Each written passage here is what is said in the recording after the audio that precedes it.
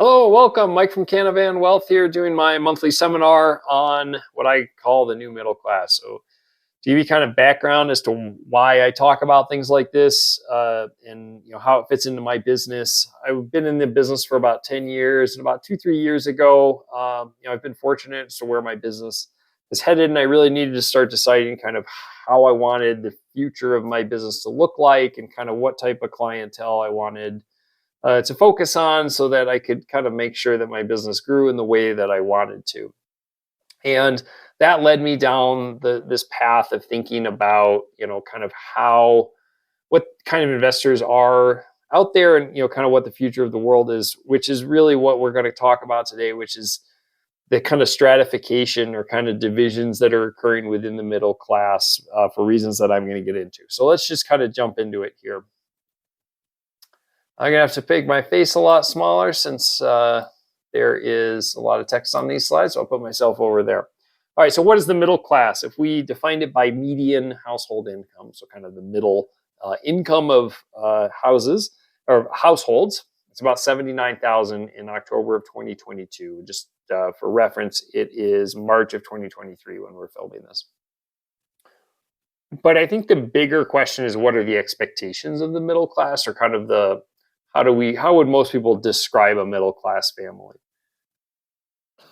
Most people would associate that there's some type of skilled labor, not necessarily a 4-year degree anymore. Certainly, something like the trades, plumbing, electricians do very well. Definitely middle class families these days. You would definitely associate, I think, the middle class, everyone would, with home ownership. So unless you live in a really downtown urban environment, and even then you're probably looking to own some type of a space, most people associate middle class with owning a home or some type of having control over their living situation. And then the last is retirement. That the middle class often is expected that they will not work until very old age or work until they cannot no longer work anymore. They expect to retire at some point in financial security and live the kind of American dream retirement, able to travel a little bit, spend more time with the kids and grandkids and things like that. I often joke here at the bottom that if you want to understand where the middle class ends and upper class begins, I often say the middle class doesn't fly first class, right? So it's about 4 rows back in the plane. Just because flying first class, even though flying is generally a horrible situation these days, the middle class is typically not willing to pay 4 to 5 times more for a ticket in order for that comfort, because it has a dramatic impact on their finances. All right. Moving on here. So let's look at the numbers between 1980 and 2020. You're going to see why I picked 1980. Hint, it's when 401ks came out. So college education changed from about $10,000 a year in tuition to about $28,000 to $29,000 a year in tuition as the average expense, which is up about 180%, which actually, believe it or not, has not kept up with inflation. Now, a lot of people will say, well, wait a minute, what about all the news about the dramatic rise in college education? You have to remember that the exact timing here is particularly kind of meaningful, because in 1980, inflation was still very high, but college costs had not started going up dramatically. They start going up dramatically in really the 90s and the early 2000s, in which college, and then it's kind of leveled out. So the exact timing can be a little bit misleading, but these are the numbers we're using. And over the last 40 years, college has largely gone up about in line with inflation. Now, home ownership is a big different one. 1980 average home costs about $74,000, and in 2020, about $383,000. Excuse me, I still have this cough coming out of the winter. That's about a 420% increase. Now, again, the bigger story here, that the payments are actually not as dramatic because interest rates were substantially higher in 1980 than they were in 2020. So the actual payment on the mortgage for your average home is not up 420%. It's still up more than inflation. However, this is something that the down payment is definitely still in line with this, right? Because the down payment is typically a percentage of the total cost and does not necessarily have anything to do with the interest rates. All right, median income. So this is median household income, 1980, 21,000. 2020, about 70,000. It's a 233% increase, a little bit higher than inflation. That's good for the economy and the kind of the American worker. This number here, 70,000, is different than the one we just saw because this was 2020 and not 2022. And we saw a dramatic rise in wages during that time. The poverty line. So yes, median income has come up, but have we gotten closer or further away from the poverty line, right? So in 1982, the poverty line was 9,300, and 2020 is 2,600. Both of these numbers are about double and a half the poverty line. So, we're staying about the same distance, from the poverty line. All right, what has changed?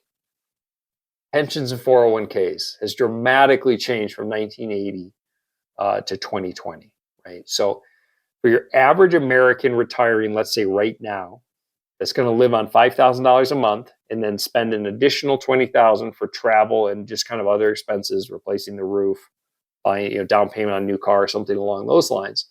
So, $5,000 a month, $60,000 a year, add another 20, we spend about $80,000 a year. So they have a Social Security benefit. Your average couple in America, Social Security benefit about $2,700 a month.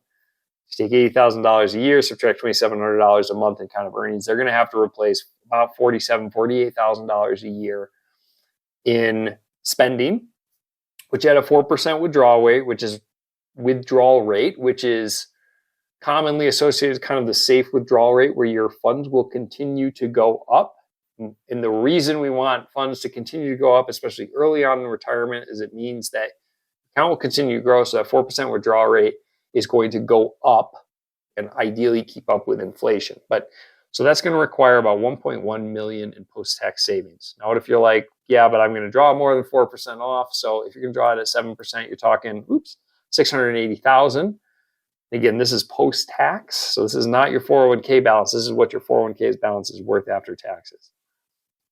What does that take? If you're going to save at 10% of your salary with 7% returns, and you're going to pay 15% in taxes, it's going to take over 40 years, right? If you're this using the median household income, it starts lower than that, should end higher than that, but it's pretty good understanding. And that's just 10% federal and 5% state. Right? These are all pretty conservative investments. It's going to take a long time. You're going to have to start this day one, right? And a pension largely would have replaced that. So if we look at the next slide here, right? So as we swapped from pensions to 401ks, 401k started in 1978 when the legislature was passed. And why did it happen? Well, undoubtedly because it was cheaper for businesses to move away from the pension system, which as longevity increased and pensions became more and more of a liability on companies' books, 401ks are undoubtedly cheaper for business. There's lots of other reasons that this law came into existence. We're not just blaming this on companies trying to get the pensions off their books, but I can't imagine it wasn't a large driver here. There's no cost to insure a 401k because all of the risk is taken by the investor who's investing in, largely associated with the stock market. Additionally, when you look between the difference between pension funds and 401ks is that pension funds typically have to manage their risk because there's some type of an insurance relationship in that if the business goes under, the pension has to outlast them. So there's some type of an insurance relationship there somewhere. They often have to invest in very conservative things, fixed income bonds, right? Which back in the 70s and 80s were doing very well. The returns in the bond market were pretty productive because of the high interest rates. Whereas 401ks are classically associated with the stock market, although certainly people can still invest conservatively in 401ks, there's certainly substantially more exposure to the stock market in the 401k industry than there is in the pension industry. Now, the good side of this is that labor becomes much more mobile. You're able to control your own destiny as an employee, right? You're 40, been working with a company, let's say 15 years, you got 15 vested years in their pension. You're waiting for that next big promotion, maybe to middle or upper management. And if that promotion becomes available in another company, the thought of flushing your 15 years of vesting down the road with your pension is a very tough thing to stomach. Whereas in the 401k system, you can take effectively your 401k balance with you. So who did this really benefit? Why did this all come out? The simple truth is it doesn't really matter. This is the existence we live in. Most people have 401ks, very few pensions out there these days. We're not going to go back. You ask me, I think the 401k system, although there have been some very interesting changes to it here recently, I've done some videos on that, has largely failed the American worker to get them ready for retirement. Now, let's start looking at a new graduate, right? So this is, the junior generation about to graduate. This is what they're facing as they move into, kind of the adult phase of their life. Average college graduate is 55,000. Now that varies widely based on degree, but that's an average kind of starting employment income. Cost of ownership, home ownership, we've already talked about, have doubled over inflation. Cost of a 10% down payment on an average house in America, $38,000. If you want to get to that 20%, avoid PMI, $76,000. You're going to have to be saving 10% of your retirement almost immediately in order to be able to hit those retirement milestones.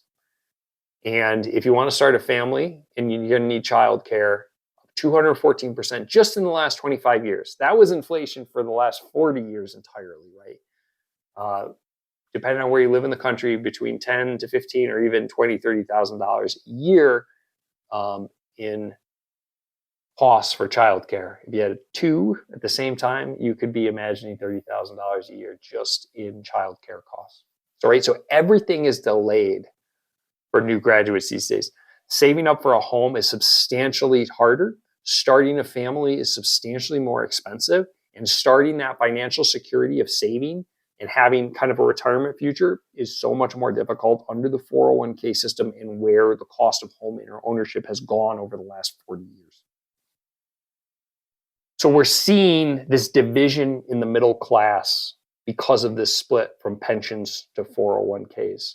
As the financial responsibility for retirement starts to rely on the employee versus the employer, we're seeing people that cannot systematically save for their own retirement are shifting to like a lower class because retirement is possibly going to be off the table, at least in kind of a retirement in your early, mid, late 60s. And yet those families that are able to systematically save are growing in wealth, but not necessarily purchasing power or quality of life, right? Your average middle class family is going to start splitting into these two groups. And yet those two groups from an outward experience, from a quality of life, are going to be very, very similar. When you looked at in terms of the neighborhoods they're living in, the types of cars they're buying, the educations their kids are getting, until this starts to become a generational thing. All right.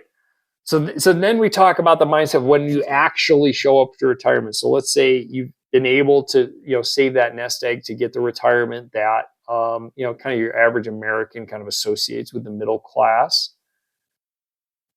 No one turns around at that time and starts becoming a big spender. If you have gone your entire life as a systematic saver, living within your means and, living with financial security, that's not going to change in retirement. I often chuckle when clients talk to me about like, well, we're not really worried about what we're going to leave to the kids, and we plan on spending it. I think I highly doubt that. You better get real busy spending your money, and your mindset's going to have to shift again to whether financial security is worth more to you than things. Even though for the last 40 years of your life, financial security has been very, very important to you. The simple truth is that if you want to retire in financial security, you will most likely leave an inheritance to the kids, right? That is for you, not for them, right? The fact that you're going to be leaving that amount of money ultimately when you pass away is for your benefit, not necessarily theirs, okay? Although you're going to see, how you want to manage that. All right, so this is what I call threading the needle, which is what we're going to see with this new sector of kind of middle class, although a lot of people will, kind of associate the amount of wealth they've generated with being upper class, and yet I don't think their existence is going to be all that different from the middle class. So we're going to see as you're in generation zero, that's maybe kind of building the foundation of this, maybe, producing some kids that can save, and be able to produce that.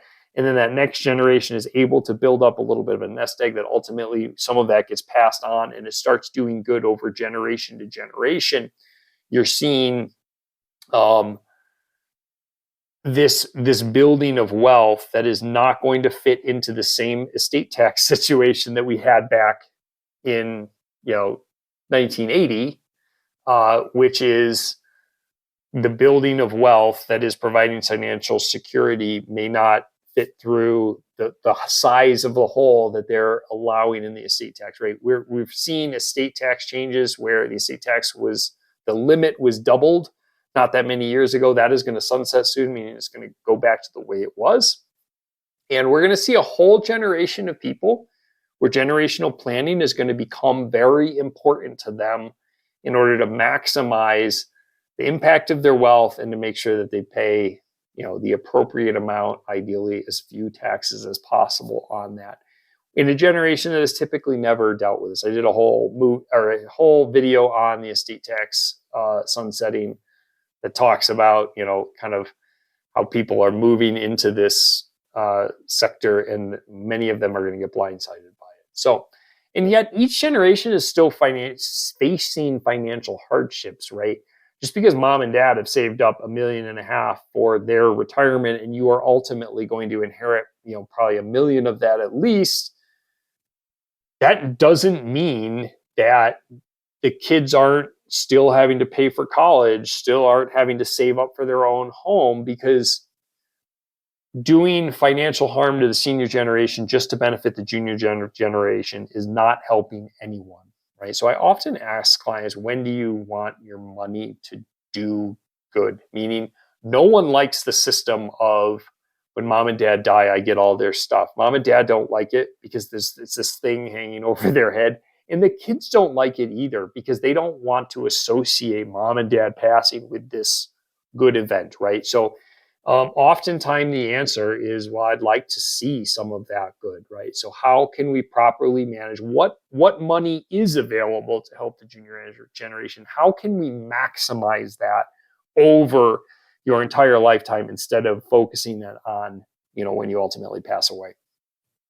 Often, this is another one. What financial lessons are worth setting the family back financially, right? So if you're of the mindset, well, me paying for my own college was a big part of me learning financial responsibility, and thus I think my kids should pay for their own college.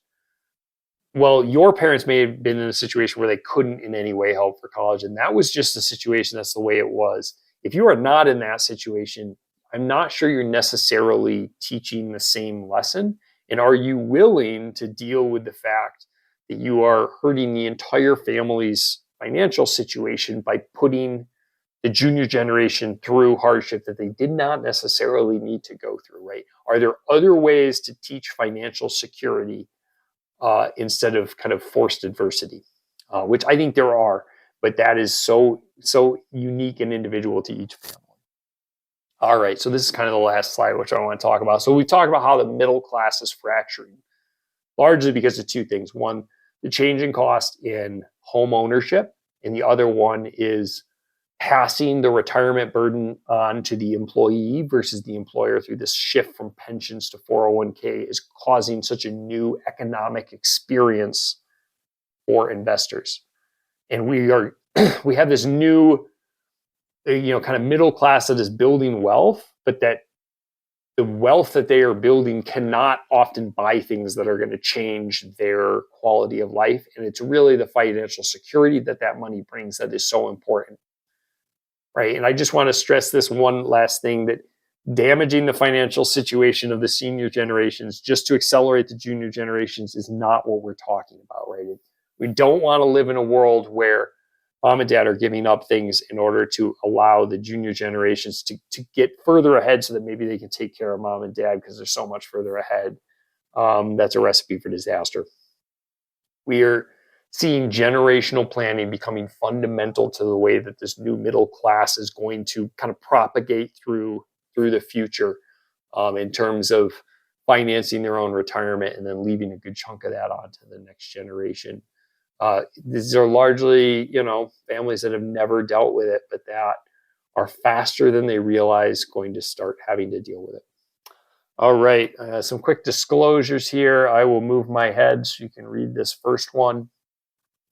But so I'm Mike from Canavan Wealth. You can get a hold of me through my email, mike@canavanwealth.com, or also on the website, canavanwealth.com. I do these monthly seminars. They are all posted on the website, as well as I do a number of YouTube videos that you can get through my YouTube channel, Canavan Wealth. And if you have any questions, just shoot me an email. Otherwise, I hope you found this informative, and I will talk to you soon. Thank you.